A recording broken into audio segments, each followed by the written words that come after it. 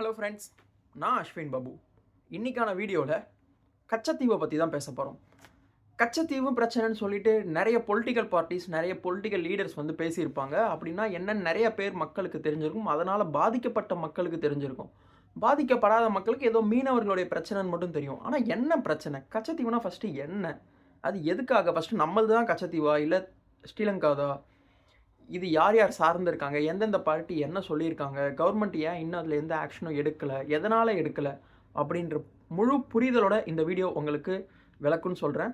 But இந்த மாதிரியான video, இந்த மாதிரியான இன்ஃபர்மேட்டிவான வீடியோ, குளோபலாக நடக்கிறது, ஜென்ரல் இன்ஃபர்மேஷன், ஹிஸ்ட்ரிஸை பற்றிலாம் நீங்கள் டெய்லியும் தெரிஞ்சுக்கணும் அப்படின்னு ஆசைப்பட்டீங்கன்னா ஜஸ்ட் என்னை சப்ஸ்கிரைப் பண்ணி சப்போர்ட் பண்ணுங்கள். டெய்லி ஒரு வீடியோ போஸ்ட் பண்ணுவேன்.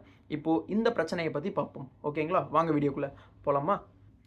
1947 வருஷம் இந்தியா தன்னுடைய நிலத்தை ஸ்ரீலங்கா கிட்ட தாரை வார்த்ததுன்னு கூட சொல்லலாம். ஓகேங்களா? சும்மா தான் கொடுத்தாங்க. ஒரு சின்ன சின்ன ஸ்டேட்மெண்ட் அக்ரிமெண்ட்டை மட்டும் பண்ணிக்கிட்டு சும்மா ஸ்ரீலங்காவுக்கு கொடுத்தாங்க. இந்த ஒரு நிலத்தை, அது நம்மளுடைய இந்தியாவை சேர்ந்த ஒரு நிலத்தை ஸ்ரீலங்கா கிட்ட கொடுத்தாங்க. ஓகே, ஏன் கொடுத்தாங்க?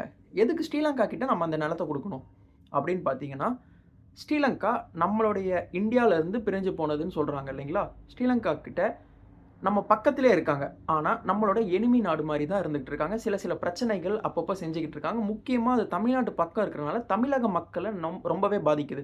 மேலே டெல்லி பக்கத்தில் இருக்கவங்களுக்கு அதை பற்றி முக்கால்வாசி பிரச்சனை தெரியாது. ஏன்னா சாவுறது ஃபுல்லாமே வந்து பார்த்திங்கன்னா ஸ்ரீலங்காவிலேருந்து தமிழகத்துலேருந்து மீன் பிடிக்க போகிறவங்க தான் அங்கே இறந்துக்கிட்டு இருக்காங்க ஸ்ரீலங்கன் கவர்மெண்ட்னால. ஓகேங்களா? இதுதான் ரீசன். ஃபஸ்ட்டு எதுக்கு வந்து கவர்மெண்ட் வந்து அந்த லேண்டை ஸ்ரீலங்காவுக்கு கொடுத்தாங்க அப்படின்றத புரிஞ்சுக்கோங்க. நம்மளுடைய இந்தியாவை சுற்றி 1008 பிரச்சனை இருக்குது. பக்கத்தில் இருக்க எல்லா சின்ன சின்ன நேபாளிலேருந்து பாகிஸ்தான் வரைக்கும் எல்லாமே அந்த பக்கத்தில் சுற்றி இருக்க பங்களாதேஷ் எல்லா நாடு கூடயுமே நிறைய பிரச்சனைகள் போய்கிட்டு இருக்கு. ஓகேங்களா? அந்த மாதிரி இருக்கும்போது ஸ்ரீலங்கா கூடயும் பிரச்சனை இருக்கக்கூடாதுன்னு சொல்லிட்டு அப்போ இருக்கிற இந்திரா காந்தி தான் அப்போது லீடராக இருந்தாங்க காங்கிரஸ் பீரியடில். அந்த டைமில் இந்த லேண்டை அவங்களுக்கு ஃப்ரீயாக கொடுத்து நம்மளுக்குள்ள ஃப்ரெண்ட்ஷிப் இருக்கணும், ஃப்ரெண்ட்ஷிப்பை பெறுவதற்கு மட்டும்தான் அந்த லேண்டை கொடுத்தது. ஆனால் லேண்டை கொடுக்கும்போது ஒரு அக்ரிமெண்ட் போட்டிருக்காங்க. என்ன போட்டிருக்காங்கன்னா, ஒன்று கொடுக்குறாங்க அப்படின்னா என்னை பொறுத்த வரைக்கும், இது என்னுடைய பர்சனல் ஒப்பீனியன், என்னை பொறுத்த வரைக்கும் ஒன்று கொடுக்குறோம் அப்படின்னா கொடுத்துடணும். திரும்பி அங்கே போயிட்டு நான் நின்றுக்கிறேன், உட்காந்துக்கிறேன், கொஞ்சோண்டு வந்து பார்த்துக்கிறேன், சாமி கும்பிட்டுக்கிறேன், இந்த மாதிரியான விஷயம் இருக்கக்கூடாது. இது என்னோட பர்சனல் ஒப்பீனியன். என்னுடைய மைண்டுக்கு, என்னுடைய சிறு மூளைக்கு தோணுனது நான் சொல்கிறேன். ஓகேங்களா? ஸோ அப்போ என்ன ஒரு அக்ரிமெண்ட்டில் போட்டிருக்காங்கன்னா, இந்த மாதிரி வந்து நீங்கள் வந்து அங்கே இருக்க வலைகளை காய வச்சுக்கலாம், நீங்கள் ஃபிஷிங் பண்ணிவிட்டு போகும்போது அங்கே ரெஸ்ட் எடுத்துக்கலாம், இந்த மாதிரியான ட்ரை டு தி நெட்டுன்னு சொல்லிட்டு ஒரு அக்ரிமெண்ட் போட்டிருக்காங்க. ஸோ இப்போ மக்கள் என்ன பண்ணுறாங்கன்னா, இங்கே மீனவர்கள்லாம் மீன் பிடிச்சிட்டு அங்கே போயிட்டு செட்டில் ஆகி அந்த வலையை வந்து காய வைக்கும்போது, அங்கே வந்து ஒரு ரூல் இருக்குது, ஆனால் இங்கே வலையை காய வைக்கலாம், ஆனால் மீன் பிடிக்கக்கூடாது. இது எப்படி மற்றவங்க கன்ஃபார்ம் பண்ணுவாங்க? ஈவன் ஸ்ரீலங்கன் கவர்மெண்ட்டாகவே இருந்தாலும், நீ இங்கே மீன் பிடிக்கல, இது இங்கேருந்து வந்த மீன் தான், இது இந்த தண்ணி மீன் தான், எப்படி அவங்க கன்ஃபார்ம் பண்ணுவாங்க? இல்லை நம்மளால் எப்படி இது இங்கே பிடிச்ச மீன் இல்லைன்னு சொல்லிட்டு நம்மளால் எப்படி ப்ரூவ் பண்ண முடியும்? மீனவர்களால் எப்படி ப்ரூவ் பண்ண முடியும்? ஸோ ஃபஸ்ட்டு கொடுத்தது ஃபஸ்ட்டு தப்பு. அதில் அக்ரிமெண்ட் இந்த மாதிரியான ஒரு சில்லியான அக்ரிமெண்ட் போட்டது ரெண்டாவது தப்பு. ஓகேங்களா? இது என்னுடைய பாயிண்ட் ஆஃப் வியூ மட்டும்தான், இது என்னோட பிஓவி மட்டும்தான், இது வந்து என் பார்வை. ஓகேங்களா? ஸோ அந்த மாதிரி மக்கள் ஒவ்வொரு வாட்டியும் அங்கே போயிட்டு அவங்களுடைய வலையை காய வைக்கும்போது, நெட்ஸை வந்து காய வைக்கும்போது, அங்கே இருக்க கவர்மெண்ட், ஸ்ரீலங்கன் கவர்மெண்ட்டோ, அங்கே இருக்க சில பிரச்சனைவாதிகளோ அவங்க என்ன பண்ணுறாங்கன்னா, நீங்கள் இங்கேருந்து தான் மீன் பிடிச்சிங்கன்னு சொல்லிட்டு அங்கேருந்து அடிக்கிறதும், கொல்றதும், அவங்கள வந்து கைது செய்கிறதும் ஒரு தொழிலாகவே வச்சுக்கிட்டு இருக்காங்க ஸ்ரீலங்கன் கவர்மெண்ட். ஓகேங்களா? ஸோ இந்த மாதிரி பார்த்தீங்கன்னா, இந்த ப்ராப்ளம் எவ்வளோ இருக்குது? மோர் தென் 40 வருஷத்துக்கு மேலே இந்த பிரச்சனை. இப்போ வரைக்கும் பார்த்தீங்கன்னா 50 வருஷம் கால்குலேட் பண்ணிடலாம். இவ்வளோ வருஷமாக இந்த பிரச்சனை போய்கிட்டே இருக்குது. அவங்களும் பிடிச்சிட்டு கொண்டுக்கிட்டே இருக்காங்க, நம்மளும் போய்கிட்டே இருக்கோம், கொண்டுக்கிட்டே இருக்காங்க. ஏன்னா மக்களால் போக முடியாது. மீனவர்கள் மொத்தம் தமிழ்நாட்டில் மட்டுமே பார்த்திங்கன்னா மொத்தம் 14 டிஸ்ட்ரிக்ட், சென்னையிலேருந்து கன்னியாகுமரி வரைக்கும் அந்த பார்டர் ஃபுல்லாகவே வந்து பார்த்திங்கன்னா மீனவர்கள் தான் மோஸ்ட்லி இருப்பாங்க இல்லைங்களா? அவங்களோட தொழிலே வந்து மீன் சார்ந்த இதுமாக தான் இருக்கும். கடல் சார்ந்த நிலமுமாக தான் இருக்கும். அவங்க வந்து மீன் பிடிக்கிறது அவங்களுடைய தொழில். அவங்கள அதை செய்யாதுன்னு எப்படி நம்மளால சொல்ல முடியும்? ஓகேங்களா? முக்கியமாக இந்த நாகப்பட்டினம் அந்த சைடில் இருக்கவங்க இப்போ வரைக்கும் பார்த்தீங்கன்னா மோர் தென் 600 ஃபிஷர்மேன், மோர் தென் 600 ஃபிஷர்மேன் அந்த கவர்மெண்ட், ஸ்ரீலங்கன் கவர்மெண்ட்டால் கொல்லப்பட்டிருக்காங்க, கடத்தப்பட்டிருக்காங்க, கொல்லப்பட்டிருக்காங்க. இது கவர்மெண்ட் தான் முக்கியமாக பண்ணுறாங்களா? கவர்மெண்ட் இதே வேலையை பண்ணுறாங்களா? அங்கே இருக்க தீவிரவாதிகள் அமைப்பு பண்ணுதா? எதுவுமே நமக்கு தெரியாது. அஃபிஷியலாக வந்து நியூஸ் மட்டும்தான். இது அன்அஃபிஷியலாக எவ்வளோ பேர் போயிருப்பாங்க? இதில் பாதிக்கப்பட்ட மக்களுடைய குடும்பம் எத்தனை பேர் நடுத்தெருக்கு வந்திருப்பாங்க, வாழ்வாதாரத்தை இழந்திருப்பாங்க? யோசிச்சு பாருங்கள். அது மட்டும் இல்லாமல் எத்தனை பேர் அடித்து காயப்படுத்தியிருக்காங்க, ஹராஸ்மெண்ட்டுக்கு உள்ளாக்கியிருக்காங்க. இதெல்லாமே அஃபிஷியலாக வந்த நம்பர் மட்டும்தான். அன்அஃபிஷியலாக எவ்வளோ பேர் இருக்காங்கன்னு யாருக்குமே தெரியாது. ஓகேங்களா? பாதிக்கப்பட்டவங்களுக்கு மட்டும்தான் தெரியும். அதே மாதிரி பார்த்தீங்கன்னா எத்தனை போட்ஸ் 2014 மிகப்பெரிய பிரச்சனை நடந்தது, இந்த கச்சத்தீவு பிரச்சனை. அப்போ மட்டும் பார்த்தீங்கன்னா 1200 போட்ஸ் மட்டுமே, படகுகள் மட்டுமே ஸ்ரீலங்கன் கவர்மெண்ட்டால் நம்மளுடைய போட்ஸ் வந்து எடுத்திருக்காங்க. அவங்க வந்து கட்டுப்படுத்தியிருக்காங்க. 1200 போட்ஸ். இவங்க எல்லாருமே மிகப்பெரிய கப்பல், டைட்டானிக் கப்பல் மாதிரி பெரிய பெரிய கப்பல் ஓட்டுறவங்க கிடையாது. சின்ன சின்ன போட்ஸ், கைத்தறி போட்ஸ் இருக்கும். இந்த ஓரளவுக்கு சின்ன சின்ன மோட்டார், இந்த பெட்ரோல் ஊற்றி, இந்த டீசல் ஊற்றி யூஸ் பண்ணுற போட்ஸ் இருக்கும். சின்ன சின்ன போட்ஸ் தான் இவங்க எல்லாருமே. அது மாதிரி பார்த்தீங்கன்னா 1500 போட்ஸ் வந்து கடத்தப்பட்டிருக்கு அந்த ஒரு பீரியடில் மட்டும் சொன்னா. பட் இப்போ வரைக்கும் பார்த்தீங்கன்னா more than hundreds of boats Sri Lankan government custody கிட்ட இப்போ வரைக்கும் இருக்குன்னு தெரிஞ்சுக்கோங்க. 100க்கும் மேற்பட்ட போட்ஸ் ஸ்ரீலங்கன் கஸ்டடி கிட்ட இருக்குது. இது போய் அவங்களால ரிட்ரைவ் பண்ண முடியல. எந்த கவர்மெண்ட்டும் சப்போர்ட் ப்ராப்பராக பண்ணல. யோசிச்சு பாருங்க, அவங்க வந்து ஸ்ரீலங்கன் கவர்மெண்ட் ஃபைன் போடுறாங்க. இப்போ அந்த போட்ஸை வந்து எடுக்கணும் அப்படின்னா, ஒரு போட் எடுக்கணும்னா குறிப்பிட்ட ஃபைன் போடுறாங்க. அந்த ஃபைன் வந்து அந்த போட்டோட விலையோட அதிகமாக இருக்குது. அப்புறம் எப்படி அந்த போட்டை போய் வாங்குவாங்க? இவங்க அதுக்கு புது போட்டே வாங்கிட்டு போயிடலாம். புது போட்டு வாங்க காசு இருந்தால் இவங்க ஏன் வந்து கவர்மெண்ட் கிட்ட கையேந்தணும் ஃபஸ்ட்டு? ஸோ இந்த மாதிரி பிரச்சனைலாம் இருக்குது. ஓகேங்களா? அது மட்டும் இல்லாமல் எந்தெந்த பார்ட்டிஸ், இப்போ நம்ம காங்கிரஸ் வந்து சென்ட்ரலில் இருந்துச்சுன்னு சொன்னோம் இல்லைங்களா? எந்த பீரியட் காங்கிரஸ் தான் ஃபஸ்ட்டு கொடுத்ததுக்கான ரீசன் ஏன் கொடுத்தீங்க? சும்மா கொடுத்தீங்களா? அது வந்து தமிழ்நாட்டுடைய அப்ரூவல் இல்லாமல் கொடுத்தாங்கன்னு சொல்லப்படுது. பட் ஸ்டில் கொடுத்துட்டாங்க. கொடுத்தது ஒரு தவறாகவே இருந்தாலும் அவங்க கொடுத்ததுக்கான ரீசன் மற்ற கண்ட்ரிஸ் யாருமா இருந்தாலும் வந்து இந்தியாவில் பிரச்சனை பண்ணக்கூடாதுன்னு தான் கொடுத்தாங்க. ஓகேங்களா? அதே மாதிரி வந்து பார்த்திங்கன்னா எஸ்பெஷலி சைனா வந்து ஃபுல் அண்ட் ஃபுல் மெரைனை வந்து கண்ட்ரோல் பண்ணணும். ஸ்ரீலங்கா சைடு தான் சைனா வரணும்னா ஸ்ரீலங்கா சைடு தான் வந்தாகணும்.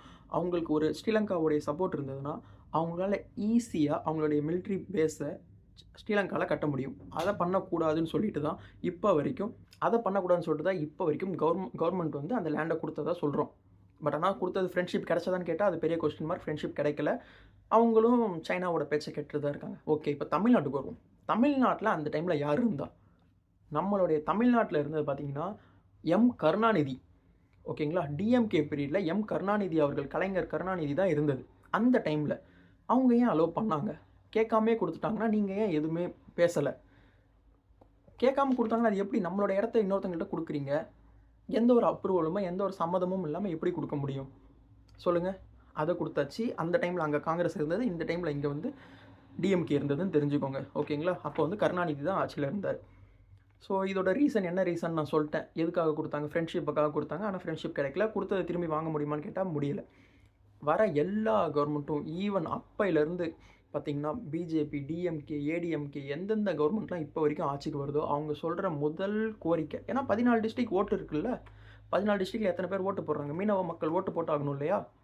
அந்த ஓட்டை வாங்கணுன்றதுக்காக இப்போ வரைக்கும் அவங்களோட மேனிஃபெஸ்டோவில் அவங்க சொல்கிற ஒரே விஷயம் என்னென்னா, கச்சத்தீவை மீட்டு தருவோம். ஆனால் இப்போ வரைக்கும் மீட்டு தரல. 40-50 வருஷம் ஆயிடுச்சு. எந்த ஒரு ஆக்ஷனுமே எடுக்கலை. ஏன்னா சுப்ரீம் கோர்ட்டுக்கு லீகலாக போகிறேன்னு சொல்கிறாங்க. ஆனால் லீகலாக போனால் அவங்க அக்ரிமெண்ட் அவங்க காட்டுவாங்க லீகலாக. இதை பாருங்கள், எங்களுக்கு அக்ரிமெண்ட் இருக்குது. நீங்கள் கொடுத்த ஒரு லேண்டை வந்து ஒரு ரூல் இருக்குது. ஒரு லேண்டை கொடுத்துட்டோம் அப்படின்னா மிகப்பெரிய டிஸ்பியூட் வராமையோ ஒரு போர் சூழல் வராமையோ இன்னொரு நாட்டுடைய லேண்டில் கை வைக்க முடியாது. நம்ம கொடுத்த லேண்டாக இருந்தாலுமே அது வந்து ஒரு உலக நியதி. அது ஒரு மிகப்பெரிய போர் வந்தால் மட்டும்தான் முடியும். சரி, அப்போனா ஒரு சின்ன கண்ட்ரி தானே ஸ்ரீலங்கா, வந்து ஒரு சின்ன இடம், அது வந்து சும்மா கொஞ்சம் தான். அதை போட்டு இந்தியாவால் நிமிஷத்தில் அந்த பிரச்சனையை முடிக்க முடியும். ஆனால் அப்படி முடித்தாங்க, இந்தியா அந்த ஆக்ஷனை எடுத்தாங்க அப்படின்னா உடனே யார் வருவான்னு பார்த்தீங்கன்னா ஸ்ரீலங்கா நேராக சைனா கிட்டே போவாங்க. ஆல்ரெடி சைனா பேச்சு தான் கேட்டுக்கிட்டு ஸ்ரீலங்கன் கவர்மெண்ட் ஆடிக்கிட்டு இருக்கு இல்லைங்களா? ஸோ இப்போ இந்தியாவால் லீகலாகவும் ஆக்ஷன் எடுக்க முடியல, ஃபோர்ஸ் பண்ணி அந்த இடத்த வாங்க முடியல. கொடுத்ததை ஏன் கொடுத்தேன்னு கேட்டால் அவங்க ஒரு ரீசன் சொல்கிறாங்க.